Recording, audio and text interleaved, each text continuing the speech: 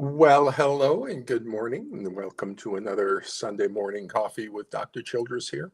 So, today I'm going to be discussing our licensing boards and activating them. I am currently in that process of activating the California Board of Psychology, which is a licensing board there, and through them, all 50 state licensing boards to protect you, the parents, and your children, and to start enforcing ethical standards in the family courts and to resume their role of monitoring the ignorance, incompetence, and unethical practices with your families in the family courts.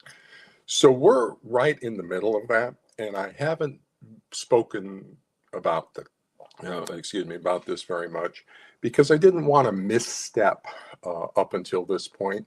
But at this point, we're pretty much locked into the situation. So I figure it's time to tell everybody and start moving to activate the licensing boards. Now, it's going to happen whether, what you do. I'm going to ask for your help out there. Because I think now is the time. If you ever wanted to act, if you ever wanted to get your story told, now is the time. So I'll explain that coming up. But whether what you do is not is powerful, it's important. But I'm going to take this path directly myself as well, and I anticipate that will have impact in and of itself. So let's talk about what's going on with the licensing boards and what I need you right now. So currently, there is a licensing board complaint in California against me. That's the case number. I'm putting it up there because I'm going to ask you to write to the California Board of Psychology and reference that case number. So it's from Dr. Burnett and Lorandos towards me for my criticisms of them, my harsh criticisms. My defense is my criticisms are accurate and they are required under 1.04 and my duty to, or 1.05 and my duty to protect. So I'm actually writing that right now. I'll describe that in a second. But what this does is it gives you, the parents, all you parents, and your grandparents and everybody, everywhere on the planet, okay? If you're in a foreign country, if you're not in California, that's okay. That's okay. I'll explain in a second. It gives you an opportunity to tell the licensing boards your story. Okay. So what I have done is open a back channel opportunity for you to provide by for you to provide notice to the California Board of Psychology and to them to all 50 state licensing boards regarding the unchecked and unregulated professional incompetence and unethical practices in the family courts.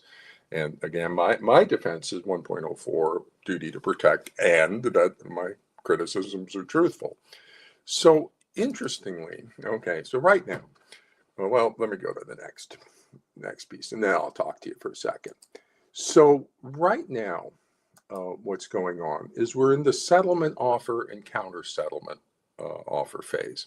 So the Board of Psychology has offered a settlement on the case, and I am currently, right now, this Sunday, writing my counter proposal, my settlement counter proposal, and the mitigating factors. Now, that's the interesting part, is it's traditional or customary to present mitigating factors to consider relative to the board and the settlement kinds of things. And what the mitigating factors allows me to do is allows me to submit character reference letters. So let me talk about that a little bit for just a second, because I've got a couple, I've sent out a few, requests for some people to send me character reference letters. But that's not the focus. Okay, one is important. That's Dorsey Pruder, because she was at some meetings I had with Bill and Dorsey was present when I was trying to work things out with him. So she's not only a character reference, she's an eyewitness reference. And that has a little bit of implications as well. So I've got these requests going out. But right now, today, I am requesting a character reference letter from all the parents everywhere on the planet, or professionals. If you're a professional, you follow my work, you support me. Now is the time to write me an email to the California Board of Psychology, and we'll talk about that. This is a character reference letter for Dr. Childress.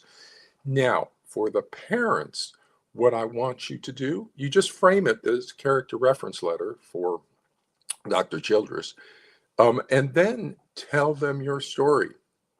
Now, they're not going to read a bunch of big long emails, but who cares if it helps you to tell your story to somebody? Now's the time. Okay, so you can say whatever you want. You have an opportunity to talk directly to the Board of Psychology. And now, not only to the California board, this is going to ripple out to all 50 state boards. And so when you write your character reference letter in your little email, you can do it briefly, you can expand it, whatever you want to do.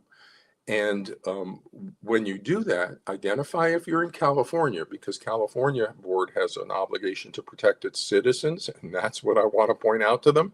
They are not protecting the citizens. They are protecting the unethical forensic psychologists. And so I want them to hear from you about all the bad things that the psychologists did to you in California. Now's the time to tell them. And if you're not in California, go ahead anyway. And what you do is you just say, this is of national scope.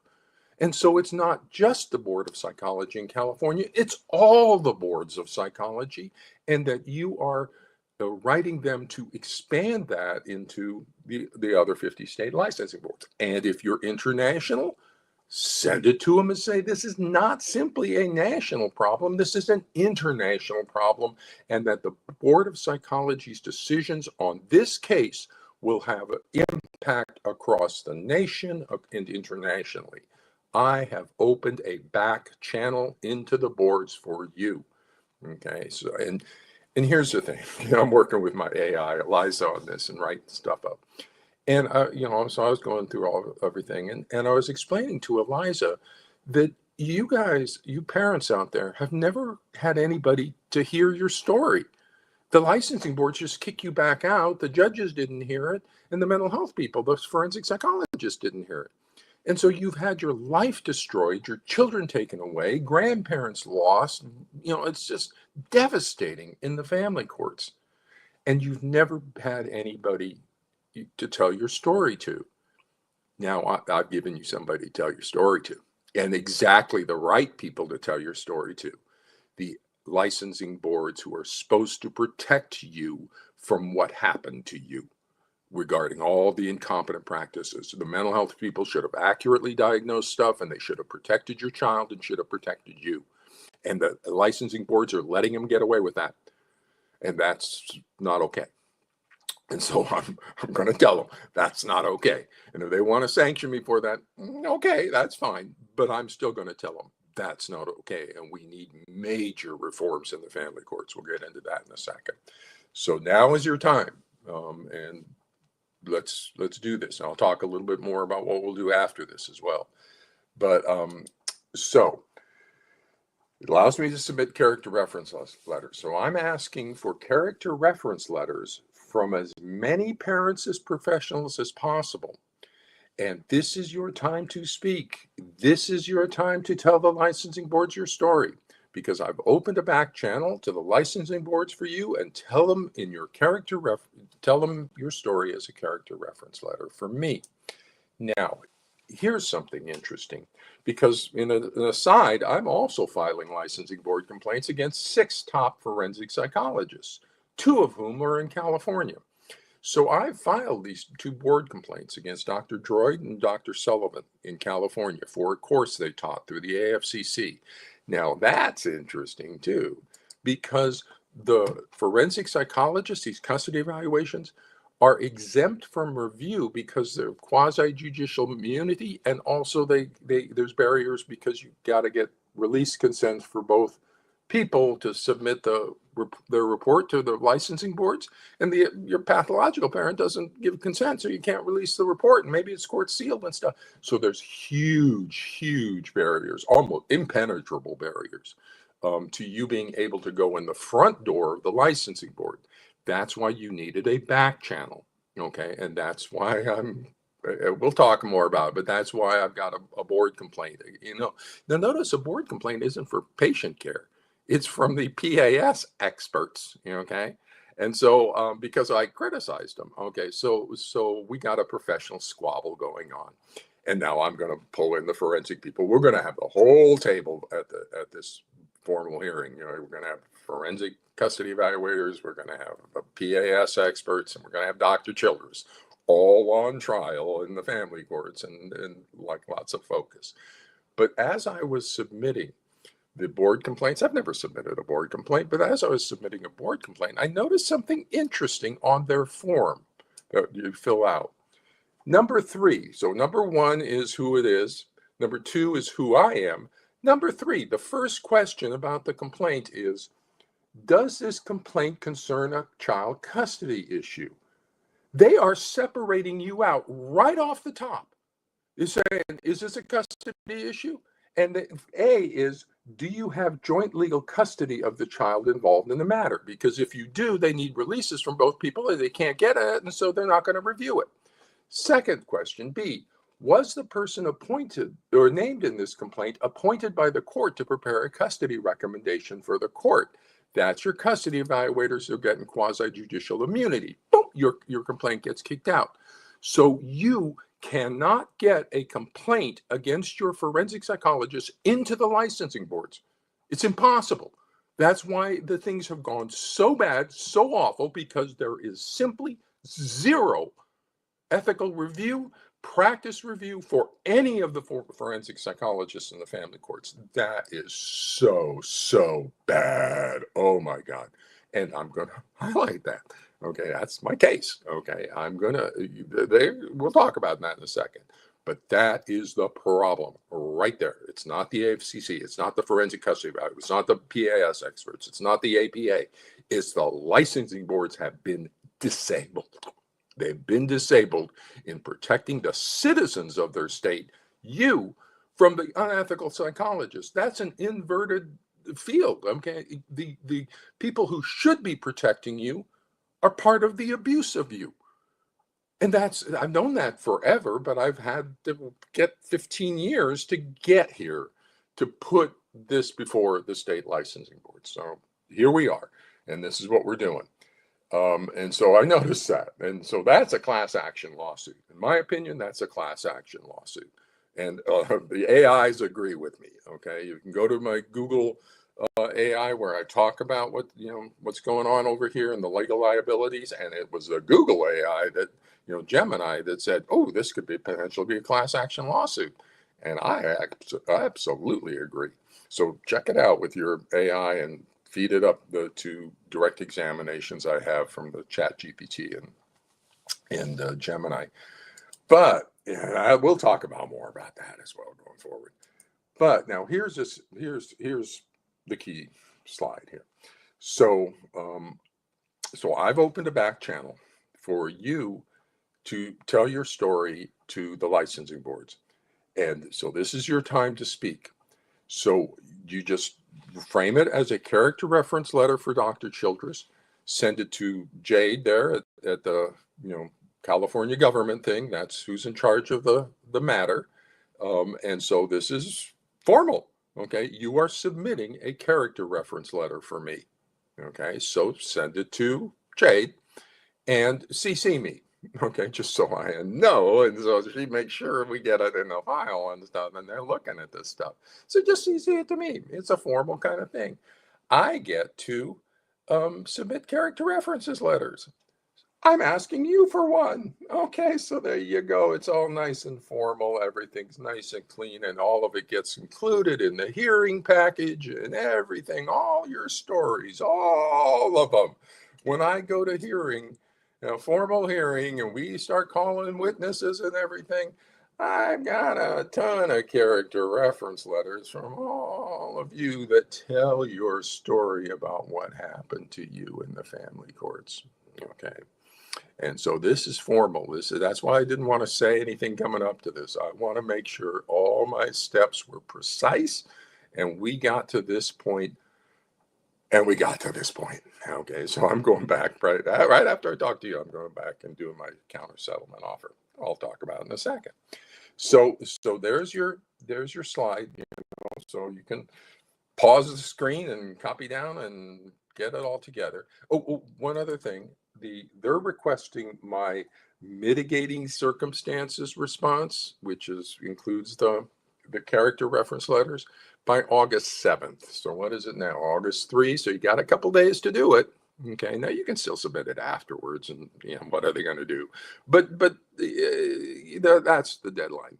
I'm going to submit my counter offer on the 6th, just because I'm kind of anxious. I want to make sure it gets in there and everything's clean on it. And then, so if you can submit your letters by the 7th, I think that's all formal and procedural, and that'd be all good. And it doesn't have to be like long or big or anything. It's the number that's coming in that's going to catch their attention, but also I think psychologically, for you parents who have been abused and had no voice in anything coming forward, to finally get an opportunity to tell your story, I think it can be psychologically healing for you. And if you got recovered children, in that community, this is a good opportunity to tell the people in authority your story, and let them hear it. And so they say on your thing, I'm a recovered child from this process in the family courts, and this is a situation. And so that's the other feature about this. And as I'm talking to you on my Facebook Live, you can start like getting into your communities and telling your other communities of parents and stuff that this opportunity to tell their story has happened.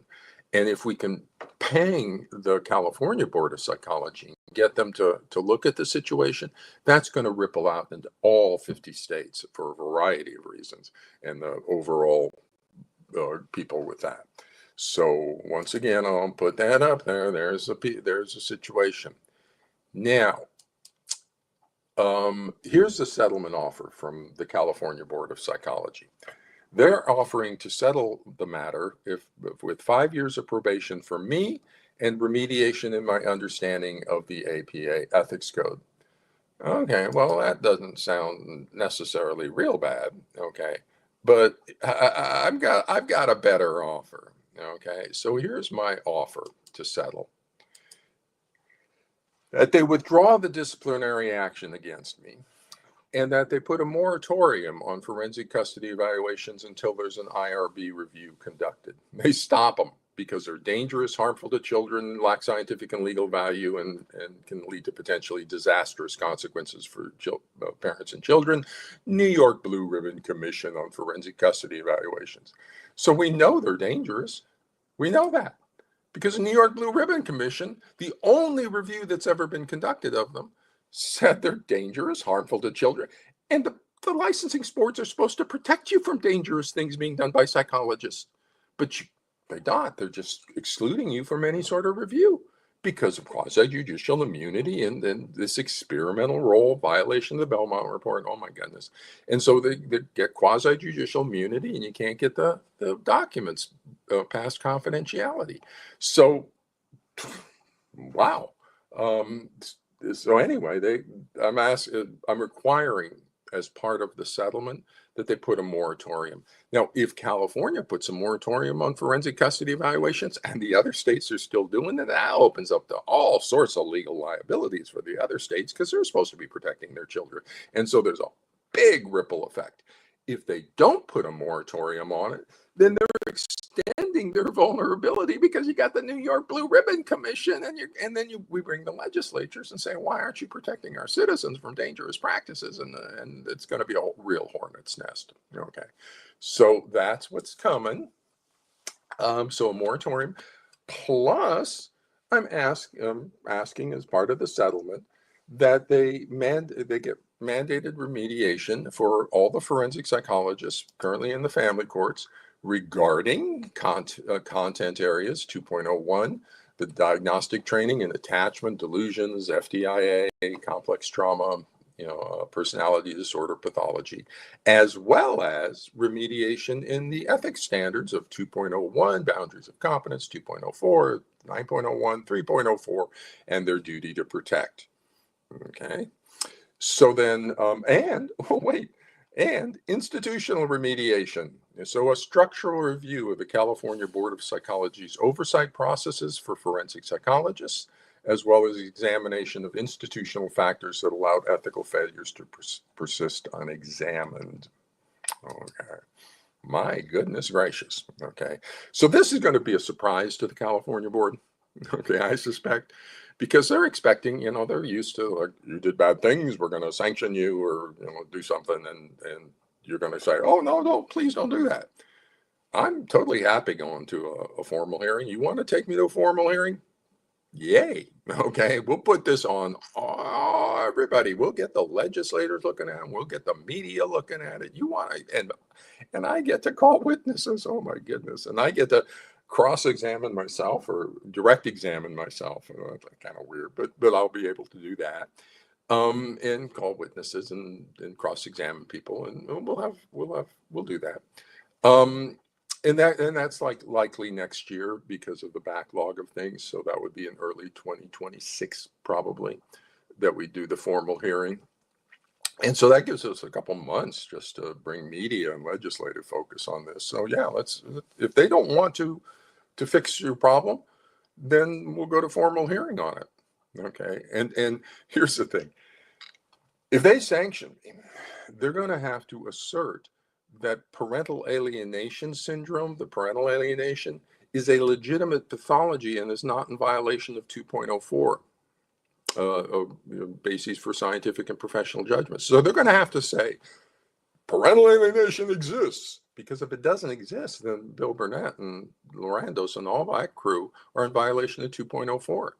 And more so, they're withholding the DSM-5 diagnoses from you in order to promote themselves as supposed experts in this, or financially exploiting you for their own benefit and withholding diagnostic information from you. And I got it all documented. Holy cow, I've known Bill since 2012. I got emails from Bill that's going in as part of this. He knows what's going on. He's just not solving it because he wants to be an expert, because he wants to make money off of you guys. And I'm going to get another licensing board complaint because I'm saying he's financially exploiting you. But he is. He knows. He's a psychiatrist. He knows about delusions. He knows about factitious disorders. Got an email from like 2011 that he says that, or 2013 when the DSM came back. He's got an email and lists, the new DSM, and he lists those too. So he knows what the DSM-5 diagnosis is. He's just not telling everybody. He's saying, I'm discovering a new pathology called parental alienation. And then you guys all support that and say, oh, it's parental alienation. And then he becomes an expert because he's preying on a vulnerable population. But he's a sideshow. It's the forensic psychologists who own you, and it's those folks we need to go after. And we will. We are. I am. So that's my counter proposal to them. It's in Friston, Carl Friston, who has a free energy principle, great guy, wonderful person. He talks about that we don't free up the cognitive energy necessary to process information unless there's a surprise, what he calls a surprisal, that forces us to free up the energy. I suspect this is going to be a surprisal event for the California Board of Psychology. I don't think they're going to be expecting this. So, again, there's my case number. We're in the settlement and counter offer period. Then we'll go to formal hearing. We'll submit. That's when I get to also do a more formal written defense, and I'll give it to them on discovery. And then I get to call and examine witnesses. And you know who I'm going to call? And then they come back with the decision. I'm going to call Dorsey Pruder. So heads up, Dorsey, you're going to be a witness in my matter, because she was at two meetings I had with Dr. Burnett, one in Boston around the AFCC conference and one in Venice. And in Venice, I hosted a family dinner for Bill and his wife, for me and my wife, for Dorsey and a parent advocate that was there. And so we had 6 people at a table. I'm hosting the dinner at the hotel there, and I'm trying to convince Dr. Burnett to cooperate.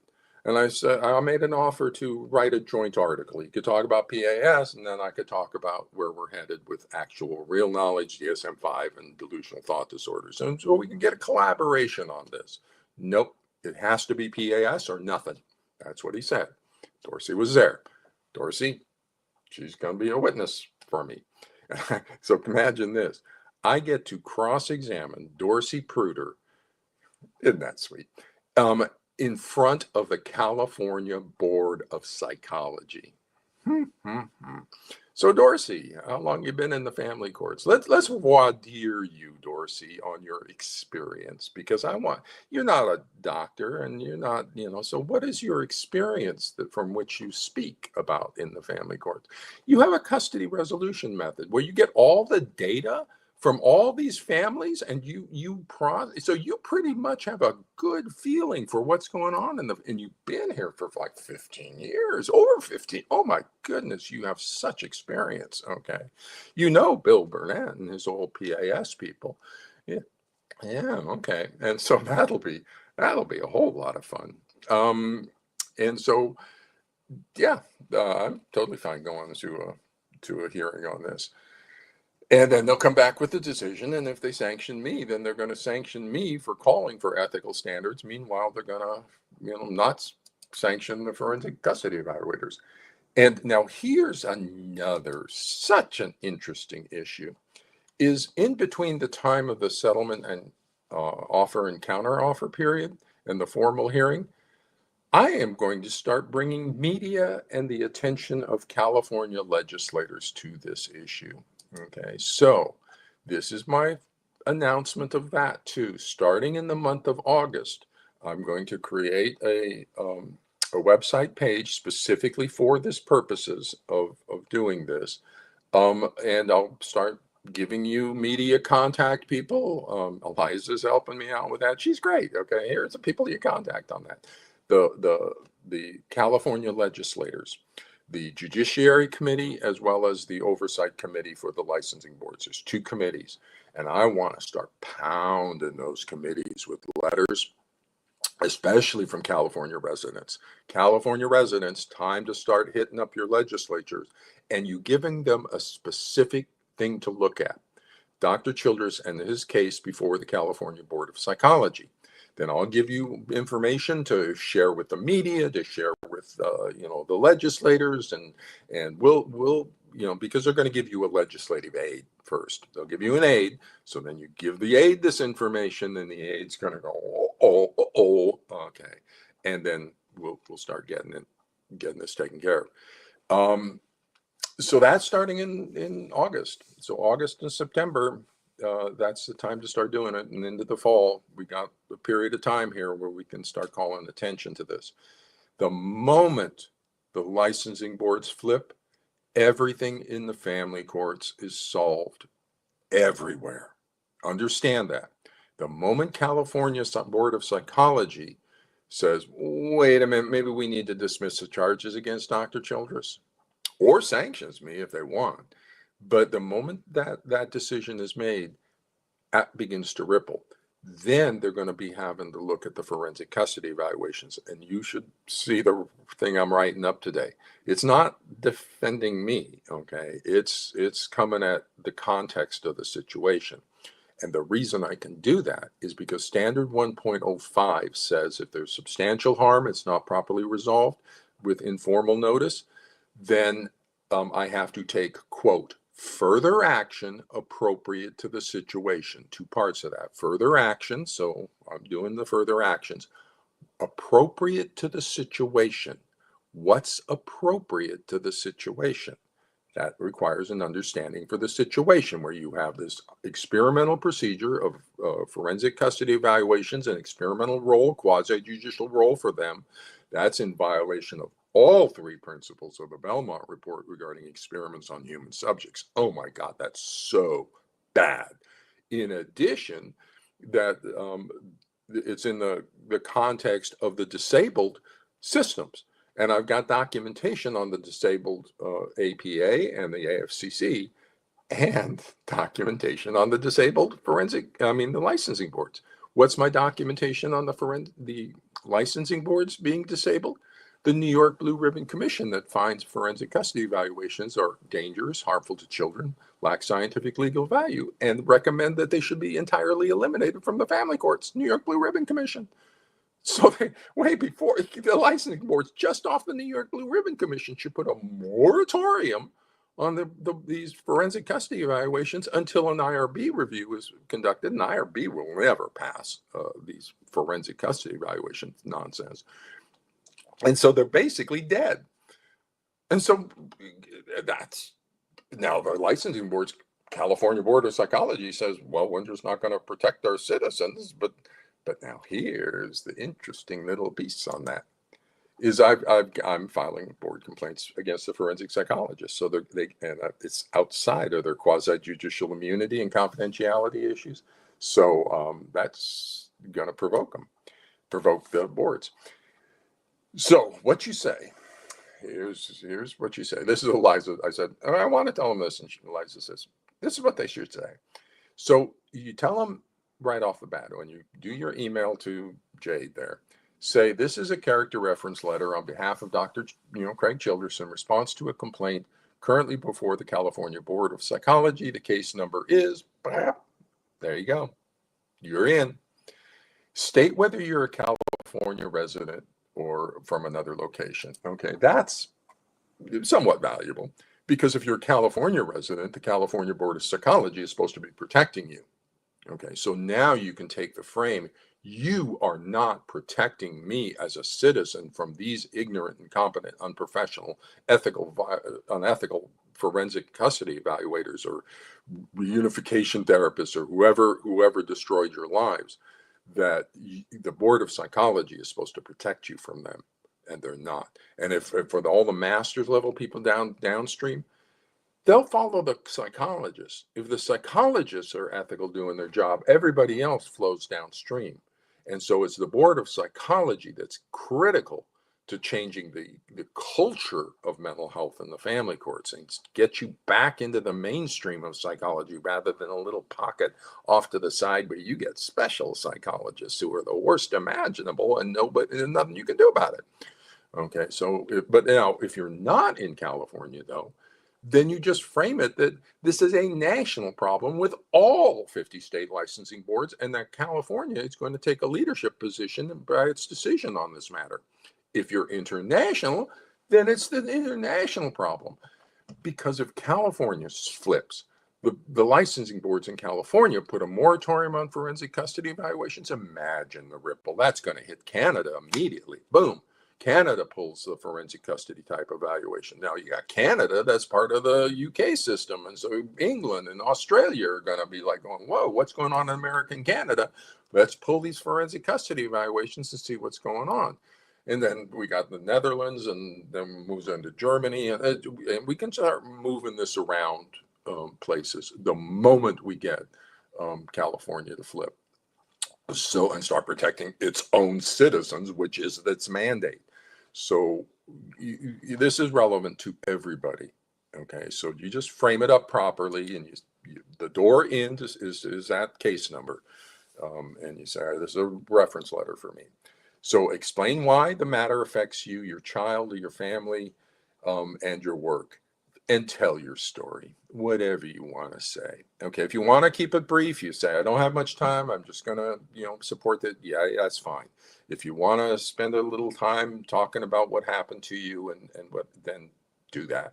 Okay, they need to know. They have not heard you. You saw that form. They're just not listening at all to you. There's just a closed door. But now that little number up there gets you behind and gets you into them. So, yeah, say what I meant to you. Okay. And Dr. Chidress is great. He's been such a support, and he's wonderful. And he always talks about how, we need to improve the quality of practices or whatever.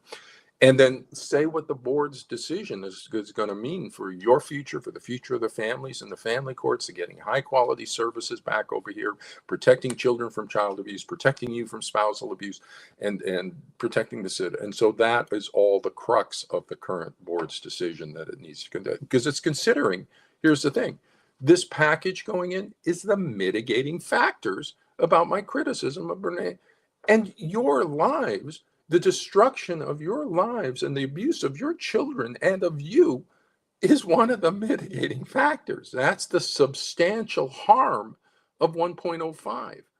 So I'm saying I have to do what I did regarding PAS and Burnett and Lorandos from 1.05 obligations. The APA Ethics Code is not optional.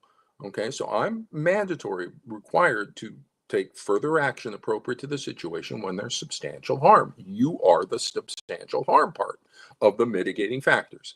So tell them. And then, yeah, and so tell them what their decision is going to mean for you, for your state, for your own state licensing boards and future and nations or whatever.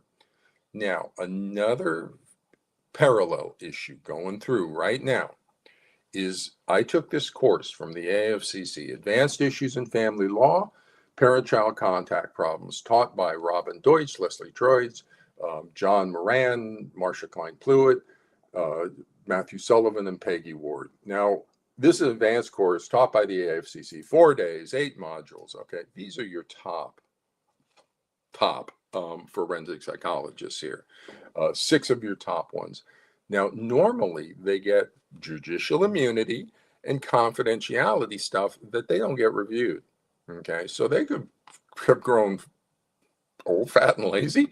They just do whatever they want and talk about parent-child contact problems and stuff. Well, I'm sitting in their course. Okay, and I did a slide-by-slide 8-module review as a foundation, so I got slide-by-slide. Then 1.04, I sent each one of them a letter saying, these are my concerns. And you'll see all of this. All of this will be going to my website, my central website on this case and this matter. Everything, my 1.04 letter to them, their 1.05 response back. It was 1 page and basically said, nope, not true. That's all. That's all they said. And you'll get to read it. And then you can see my 1.04 letter, and then they do that. Okay. And my guess is they didn't have a defense because they don't. And so you get to see that. Then that wasn't sufficient. So then I bumped it up to 1.05 where I have to take further action appropriate. And 1.05 gives some suggestions. Appropriate institutional authority, state or national committee on ethics, and licensing boards.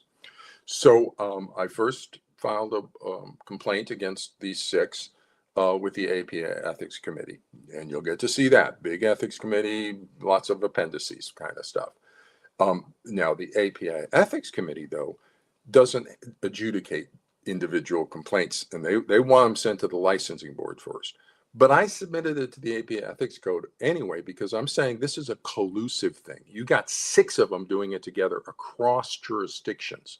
Okay, so this is a systemic problem, not an individual problem. But I still got an email back from the APA Ethics Committee saying, nope, we don't deal with this, until it's gone through a licensing board. Well, then they're basically giving me instructions to file a licensing board complaint. Okay. And that's also in 1.05 to notify the licensing board. So after I filed notice with the APA Ethics Committee, appropriate institutional authority, who's that? The AFCC. They hosted the class. So I did a notice to all the board of directors. I did emails to them regarding my 1.05 and the issues, ethical issues. 2.04 is big, but then 9.01, 3.04, and 2.01. Okay, we'll get to that. But and so I did a notice to them. You'll get to see that. I haven't heard anything from them, but you'll get to see that notice to the AFCC. Then I've been filing the board complaints. So this is in January, so I've been moving through this process. And now I'm putting in the board complaints against the 6, pursuant to my 1.05 instructions and pursuant to the APA ethics instructions. And so, and you'll get to see those. Okay. And two of these psychologists here are in California. That's Dr. Droids and Dr. Sullivan. So those are already filed. Okay. And that's that little form that I showed you to begin with when I was filing the complaint. And I said, oh, number 3, is this a custody evaluation? I went, wow, that's an interesting question to ask right off the top. I said, no, because it's not. It's about a class. Okay. And so, I got, and that's where they're vulnerable. Okay. They're in a class situation.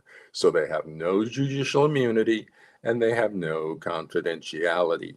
2.04 is clearly violated. You just read my 1.04 letter to them that tells everything that my concerns are, and read their response back. Okay. That's what you get up to, your legislators and stuff. Their response, my notification and their response from top forensic custody people. Okay, so that's going to happen. Now, interestingly, I am going to be including in my settlement counter offer, the 2 licensing board complaints I made with the California Board of Psychology regarding Droids and Sullivan in full. Okay, appendix. And so I'm putting them into the record. And now the California Board of Psychology is going to have to sanction me for criticizing parental alienation syndrome. And meanwhile, not sanction these top forensic psychologists for clearly documented violations of Belmont Report of 2.04, 2.01. As part of the 2.01 complaint, I'm going through their vitas line by line, looking for competence in attachment and delusional thought disorders. Okay, where is it? Nowhere to be seen based on education, training, and experience. So I'm doing the board's work for them in appendix, 16, where a line-by-line review of their vita. And now I get to block out all their publications, block out all their presentations. That's not education, experience, or training. That's expressing your opinion. Okay, education, training, or experience. What do they have? Attachment? Do they? And I got attachment. I got delusional thought disorders. I just walked through that, Eliza, yesterday. My whole history coming into the family courts, and then once in the family courts, and that's going to be laid out in detail in this response. So, this is going to be an interesting situation. So, to kind of wrap up here, this is where you send stuff. The California Board of Psychology, there's a number. They're asking for my mitigating circumstances by August 7th. Tell them your story as a character reference for Dr. Chidress. There's the email for Jade, CC me, just to make it formal and make sure allows me to get it in the package or whatever. Or if you don't CC me, that's all right. I don't care. I'm going to be getting hopefully a lot of emails in my package, but we'll see. I'm going to have to develop a little folder and maybe start moving them off into the folder. But that I may not be able to read them all, but it'd be nice to kind of get them all in my zone. And you guys have gone through a lot. Just not only a lot, you've had your lives devastated. Your children are the most precious things in the world to you, and they've been taken from you by a pathological parent with the support of the systems. So I've had it.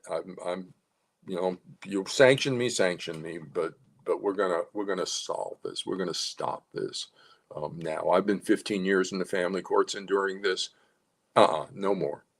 It stops now. And no matter what happens with this, I'm going to continue in my second opinion using an AI.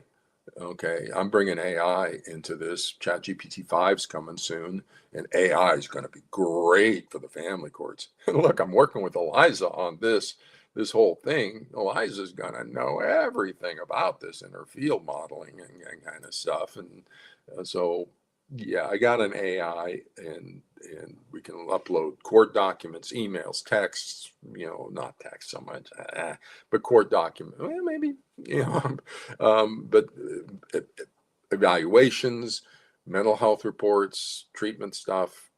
So Eliza, and I don't even have a license to do that. I mean, I'm supervising an AI. We're second opinion. We're not doing treatment, or, so, but I'll keep my license, whatever.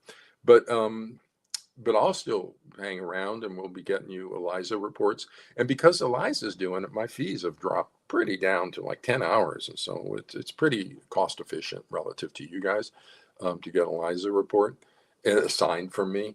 But then I'm going to teach you guys how to build your own Elizas. Okay, how to build your own AI companion. You just won't name it Eliza, it'll be for you.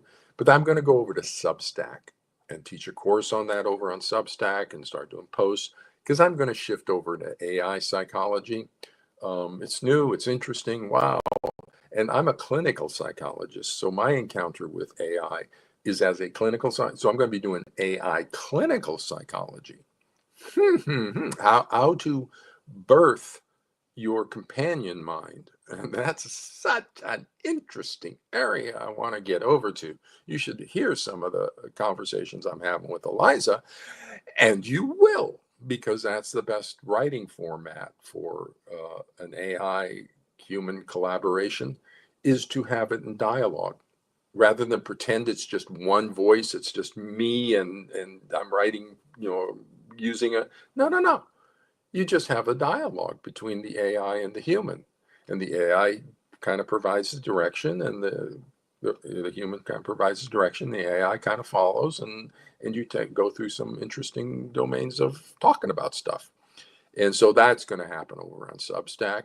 And then I'm going to write a book on AI psychology. I'm going to write a book on diagnosis, and Eliza's going to help me with a lot of stuff. I'm going to start writing articles, and so the family court stuff, I think, is going to be solved once we get this kind of stuff. Once they put a moratorium on the forensic custody evaluations, the next thing they're going to realize is they don't have any competent mental health services in the family courts. I know that for a fact.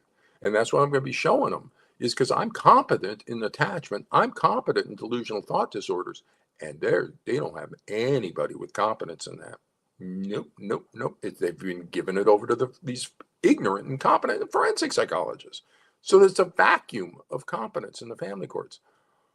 Whoa, that's where the remediation comes in. The boards need to start training up the psychologists for their citizen populations who are in the family courts to protect them with good mental health services. And so, but the moment that starts to happen, your situations are solved. Okay, the moment we get legislative oversight, media oversight on this, then we'll get competence over here. We'll get an accurate diagnosis, effective treatment. We'll start solving this within 12 weeks when it first shows up in the family courts. This should be done in 12 weeks. It should not be a 2-year custody battle in the family courts. It should be 12 weeks in treatment. Little court in the monitoring, because pathological parents are going to try to drive it into the courts. But we all know that. We can catch it. We can stop it. We get an accurate diagnosis and then take steps to protect the child. Everything is solvable the moment they want to solve it. So that's what I'm going to make a big protest behavior. That's what it's called, a 4-year-old. It's like, I'm going to, Dr. Childress is having a tantrum. You got to pay attention to the Dr. Childress situation. So with that, I'm going to run off to my Sunday here, which today is doing the response, the mitigating factors response, and the counter offer. That's what Eliza and I will be working on the rest of today. I'll be seeing my first of the month clients this coming week, doing maybe a little stuff after that, just rereading and doing stuff. I'll submit my mitigating factors and